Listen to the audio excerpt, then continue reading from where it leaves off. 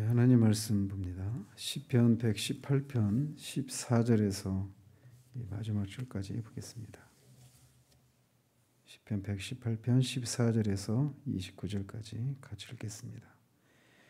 여호와는 나의 능력과 찬송이시요 또 나의 구원이 되셨도다. 의인들의 장막에는 기쁜 소리, 구원의 소리가 있으며 여호와의 오른손이 권능을 베푸시며 여호와의 오른손이 높이 들렸으며 여호와의 오른손이 권능을 베푸시는도다. 내가 죽지 않고 살아서 여호와께서 하시는 일을 선포하리로다. 여호와께서 나를 심히 경책하셨어도 죽음에는 넘기지 아니하셨도다. 내게 의의 문을 열지어다. 내가 그리로 들어가서 여호와께 감사하리로다. 이는 여호와의 문이라. 의인들이 그리로 들어가리로다. 주께서 내게 응답하시고 나의 구원이 되셨으니 내가 주께 감사하리이다. 건축자가 버린 돌이 집 모퉁이의 머릿돌이 되었나니 이는 여호와께서 행하신 것이요 우리 눈에 기이한 바로다. 이날은 여호와께서 정하신 것이라. 이날에 우리가 즐거워하고 기뻐하리로다. 여호와여 구하옵나니 이제 구원하소서. 여호와여 우리가 구하옵나니 이제 형통하게 하소서. 여호와의 이름으로 오는 자가 복이 있으며 우리가 여호와의 집에서 너희를 축복하였도다. 여호와는 하나님이시라.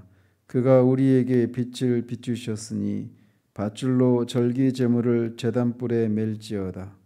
주는 나의 하나님이시라. 내가 주께 감사하리이다. 주는 나의 하나님이시라. 내가 주를 높이리이다. 여호와께 감사하라. 그는 선하시며 그의 인자하심이 영원함이로다. 아멘. 5절부터서 시인은 그가 체험한 여호와의 인자심에 대해서, 그의 구원을 통해서 나타난 여호와의 인자심에 대해서 노래하기 시작했는데 어제는 그 13절까지 살펴봤었습니다. 여기서 14절을 보시면 여호와는 나의 능력과 찬송이시요 또 나의 구원이 되셨도다. 하나님이 시인을 그렇게 원수들이 벌떼처럼 달려들어서 자신을 죽이려고 했던 그런 공격으로부터 구원하신 이 사건이 시인에게는 이 하나님이 그렇게 행하신 것이라고 하는 것을 이렇게 고백하면서 인용하고 있는데 이 구절은 그 앞에 홍해의 기적을 경험한 후에 이스라엘 백성들이 불렀던 그 출애굽기 15장 2절에 나오는 그 찬양을 그대로 인용하고 있는 것입니다. 그래서 시인은 자신이 구원받은 것이 마치 그렇게 홍해에서 건진받은 이스라엘 백성이 느꼈던 그런 구원과 같다라고 말하며 그 똑같은 것을 이렇게 묘사하면서 하나님을 찬양하고 있는 겁니다. 언제나 하나님의 어떤 구원의 은혜가 나타나면 거기에는 항상 하나님이 어떤 분이신가라고 하는 것이 이렇게 계시되는데 시인은 바로 이렇게 그것을 통해서 하나님이 자신의 능력과 찬송과 구원이 되시는 분이시다라고 하는 것을 경험하고 그런 하나님을 찬양하고 있는 겁니다.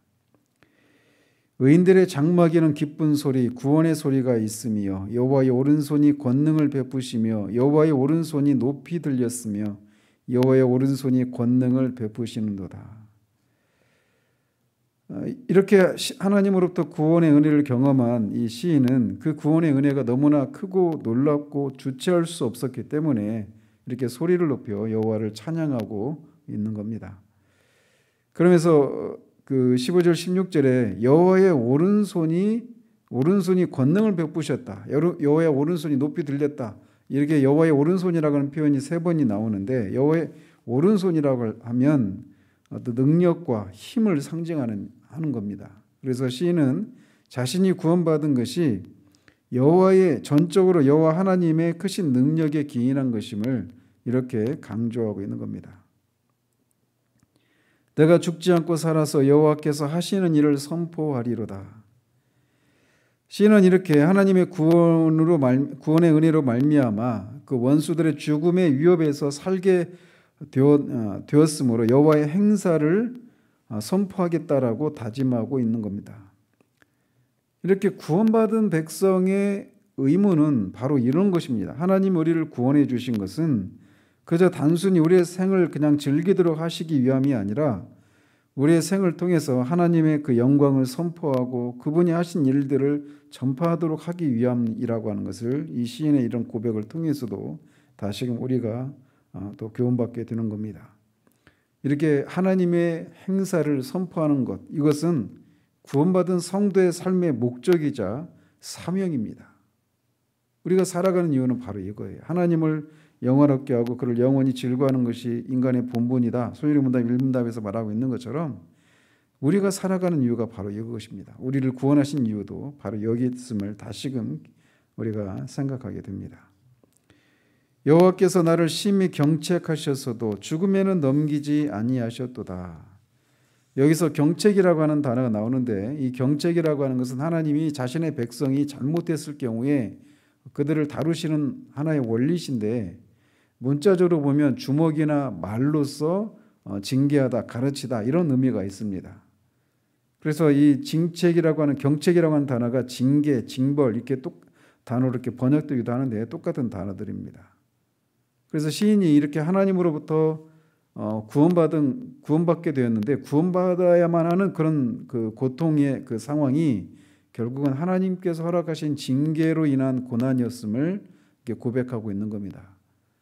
그래서 그런 고난을 통해서 그는 그가 지은 죄를 깨닫고 회개했던 것으로 보이고 그런 것을 통해서 하나님의 그 인자하심을 정말 그 언약의 그 사랑에 불변하신 하나님의 그 인자하심을 경험하고 이렇게 노래하고 있는 겁니다. 내게 의의 문을 열지어다. 내가 그리로 들어가서 여호와께 감사하리로다. 시인은 여호와의 구원하심을 경험하고 의의 문에 들어가서 여호와께 감사하겠다. 여호와를 찬양하고 제사드리겠다라고 이렇게 다짐을 하고 있는 겁니다. 여기서 의의 문은 뒤에 20절에 나오는 여호와의 문과 똑같은 그런 문으로 결국 성전문을 가리킵니다. 즉 성전에 들어가서 이 하나님께 감사제를 드리겠다라고 고백하고 있는 거예요.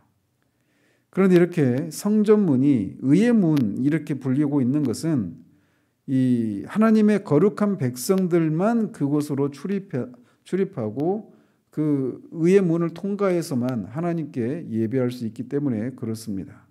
이것은 예수 그리스도를 통해서만 우리가 하나님 앞에 나아갈 수 있음을 시사해 주는 그런 말씀이라고 할 수 있습니다. 이는 여호와의 문이라 의인들이 그리로 들어가리로다.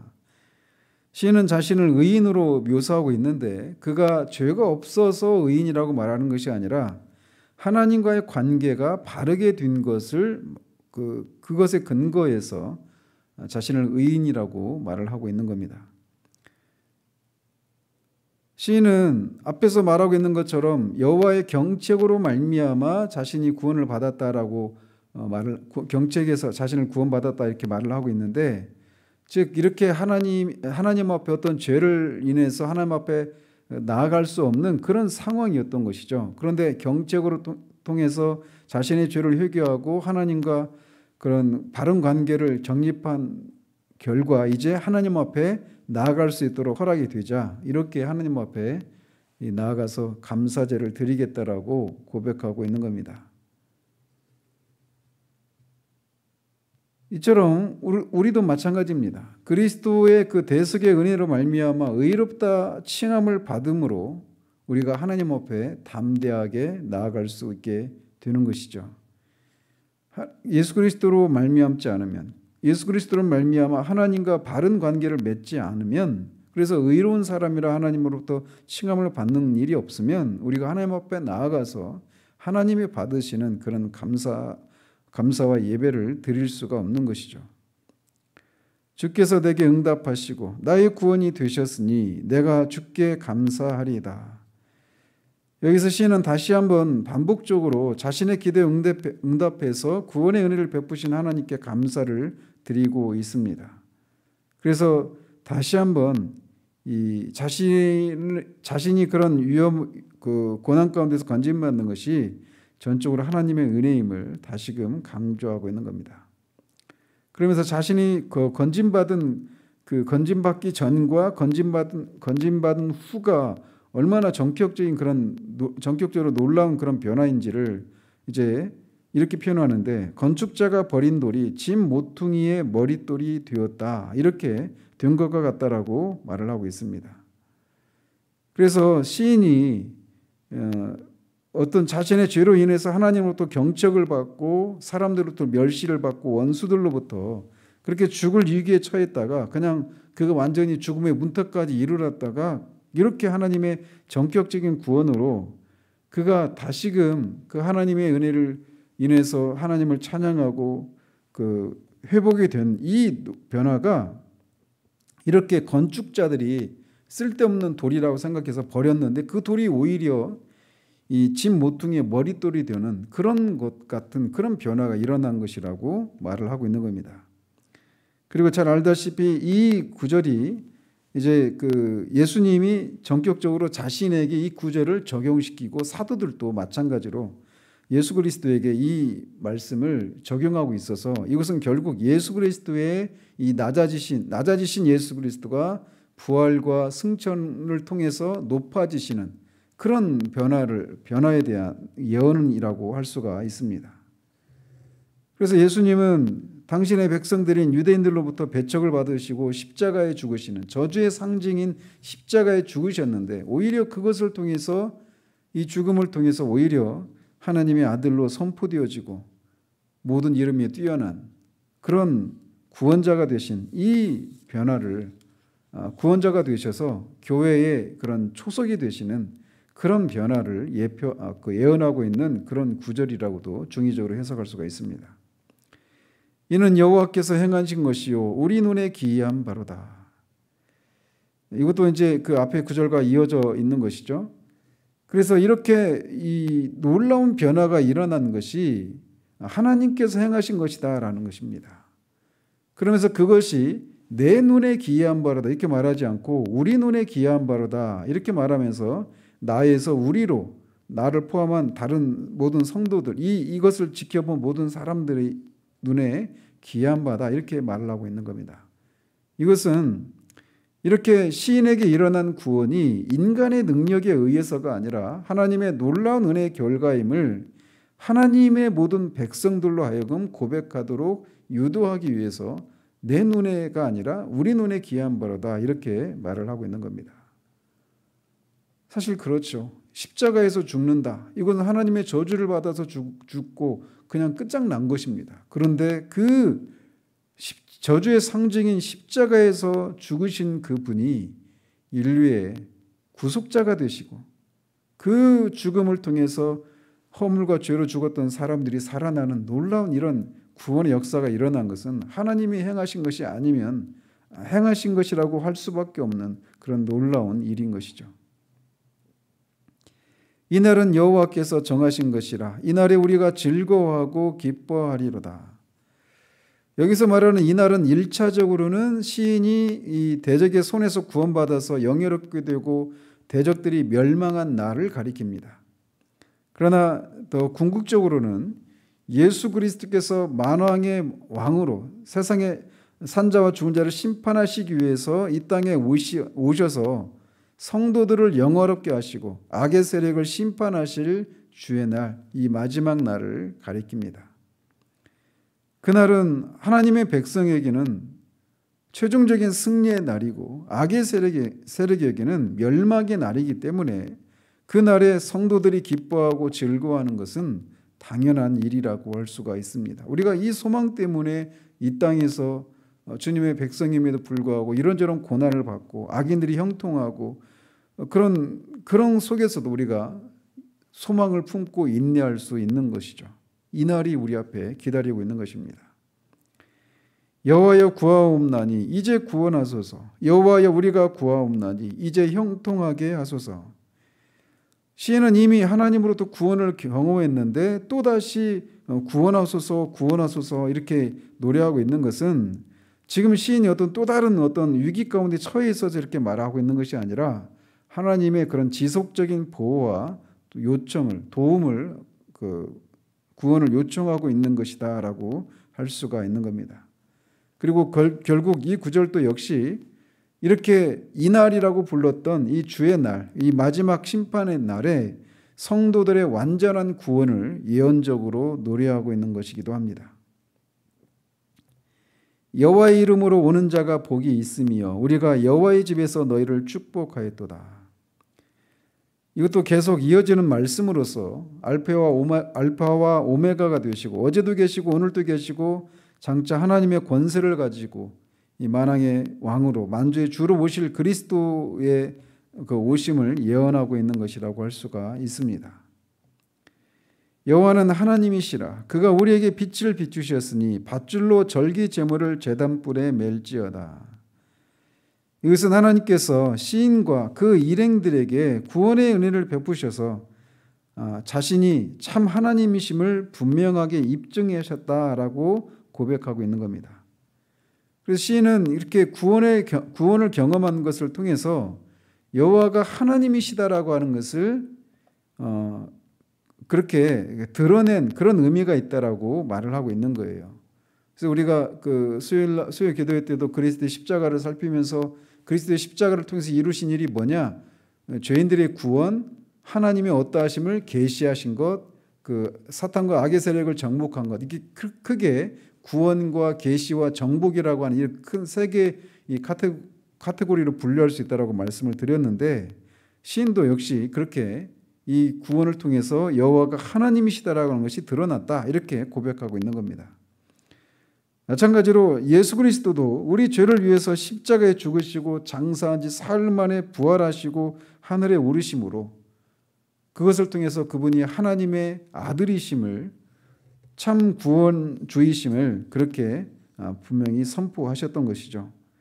그러면서 뒤에 그 밧줄로 절기 제물을 제단불에 맬지어다. 이것은 이 감사제를 드리기 위해서 희생 제물을 제단에 묶는 것을 일차적으로는 말합니다. 그렇게 희생 제물을 하나님께 드림으로써 감사 예배가 끝이 나는 것이죠. 그래서 결국 이것도 어린 양 되신 예수 그리스도께서 인류를 위한 화목 제물로 하나님께 드려지기 위해서 십자가 제단에 못 박히실 것을 예언하고 있는 그런 구절이라고 할 수 있습니다.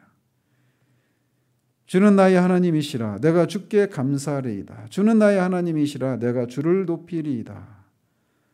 이렇게 제물이 제단에 타는 동안 시인이 이렇게 고백하는 겁니다. 자신을 구원해 주신 그 하나님께 감사하며 희생 제물을 그렇게 제단에 올려놓고 그 제단에서 그 희생 제물이 타는 동안 이런 고백을 드리는 겁니다. 주는 나의 하나님이시라 내가 주께 감사하리이다. 주는 나의 하나님이시라 내가 주를 높이리이다. 그런 것처럼 우리가 예배를 드린다라고 하는 것은 바로 이런 것을 의미하는 겁니다. 하나님이 어떤 분이신지, 하나님의 하나님 되심을 고백하고 그를 찬양하는 것, 이것이 예배의 본질인 것이죠. 1차적으로 예배는 우리가 하나님께 무엇인가를 드리고 고백하는 것입니다. 그 예배를 통해 우리가 무엇을 받는 것은 부차적인 후순위에 해당되는 것이란 말이죠. 그러면서 시인은 이제 마지막 절에서도 1절을 다시 반복하고 있습니다. 이런 방식을 수미 쌍관식이라고 하는데 여호와께 감사하라 그는 선하시며 그의 인자하심이 영원함이로다. 그래서 이렇게 1절을 다시 반복해서 선언함으로써 시인 자신이 받은 구원이 하나님의 인자하심의 결과였음을 다시 한번 강조하고 있는 겁니다. 그렇습니다. 우리에게 일어나는 모든 그 구원은 전적으로 하나님의 은혜인 것이죠. 그래서 이 시는 전체적으로 우리를 통해서 이 한 가지 사실을 교훈하고 있는데 그것은 여호와께서 성도들의 편이 되심으로 우리는 두려워할 것이 없다라고 하는 사실입니다. 하나님은 만왕의 왕이시고 천지 만물의 창조자이시고 창조한 이 세상을 그분의 오른손으로 섭리하시고 통치하시는 그런 분이십니다. 특별히 그리스도의 피로 사신 당신의 백성들을 지키시고 보호하시기 때문에 우리가 어떤 사람도 두려워할 것이 없는 것입니다. 하나님이 우리 편이시다. 이것처럼 우리에게 소망이 되는 것이 없습니다. 그렇기 때문에 우리는 바로 우리 편이 되어주시는 그 하나님께 영원토록 감사와 참의를 올려드려야 할 것입니다. 이 아침에도 이 기도 가운데 그런 하나님을 만나는 은혜가 있기를 바랍니다. 기도하겠습니다. 하나님 아버지, 시인이 그렇게 원수들에게 벌떼처럼 달려드는 원수들에게 죽을 위기에 처해서 마치 건축자들이 버린 돌같이 아무 쓸데없는 인생이 그런 위기를 맞았지만 그 속에서 하나님께 부르짖은 결과 하나님이 그를 구원하신 그 은혜를 경험하고 지은 이 시편을 살펴보았습니다. 아버지 하나님, 우리가 그런 위기를 만날 때 얼마나 하나님이 아닌 다른 것들을 의지하려고 하고 수단과 방법을 가리지 않고 어떻게 하든지 그 위기만 넘고자 하는 그런 시도를 하는 경우들이 많은 것을 봅니다. 그러나 시인은 그런 속에서 오직 하나님께만 피하고 하나님만을 의지한 그 결과 하나님의 인자하심의 은혜를 경험하는 것을 고백하고 있는 이 시편을 살폈습니다. 그가 하나님의 경책으로 그렇게 고난을 받았음에도 불구하고 그 속에서 하나님께 부르짖은 결과 하나님이 지금 여전히 그를 사랑하시고 계시는 불변하신 하나님의 사랑, 인자하심을 경험하고 이렇게 소리 높여 외치는 것을 봅니다. 아버지 하나님, 우리도 마찬가지로 우리의 허물과 죄로 말미암아 하나님과 원수되어서 정말 그렇게 우리가 영원한 형벌을 받아 마땅한 죄인들임에도 불구하고 하나님이 우리에게 긍휼을 베풀어 주셔서 예수 그리스도를 통해 우리를 구원해 주시고 구원받은 우리가 이 땅을 사는 동안 수없이 많은 그런 위험을 고난을 겪는 상황 속에서 우리를 친히 지키시고 보호하시는 하나님이심을 인하여 감사를 드립니다. 하나님이 우리 편이시다.